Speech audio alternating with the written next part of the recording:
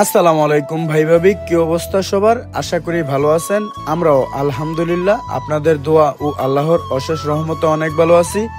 তো বরাবরের মতো চলে আসলাম নতুন একটি ভিডিও নিয়ে। আজকের ভিডিওটি একদমই অন্যরকম হতে যাচ্ছে।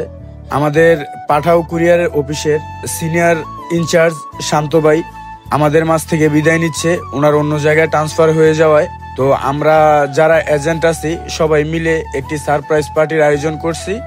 তো এখানে ভরপুর আড্ডা হয়েছে। তো সবাই আমাদের সাথেই থাকবেন।